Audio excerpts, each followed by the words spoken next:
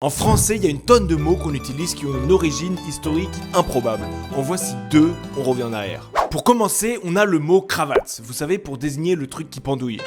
Pour comprendre l'origine de ce mot, il faut aller voir du côté de Louis XIII. Au début du XVIIe siècle, il recrute un régiment de cavalerie composé de mercenaires qui viennent de Croatie. Et ces cavaliers, ils ont leur petit flot à eux, ils portent notamment une sorte de foulard blanc autour du cou. Stylé. En les rencontrant un jour, le roi aime bien la vibe et l'introduit à la cour de France. Mais alors, pourquoi l'appeler cravate? Tout simplement parce qu'un croate, en croate, ça se dit rvat, mais les gens de la cour galèrent et disent cravate. Peu à peu, ça va donner cravate pour désigner ces hommes et par extension leur foulard. D'ailleurs, en 1667, Louis XIV renomme ce régiment le Royal Cravate. Au fil des siècles, le mot croate apparaît, mais la cravate va garder son nom, même si sa forme va beaucoup changer. Voilà, bravo la Croatie. Deuxième exemple, d'où vient le mot coquelicot? Observons la fleur déjà. C'est joli, oui, mais surtout c'est rouge. Rouge comme quoi? Comme le sang des ennemis qui coule? Comme un Hollandais au soleil? Oui, c'est vrai, mais surtout ça fait penser à la crête d'un coq. En tout cas, c'est à ça que vont penser les gens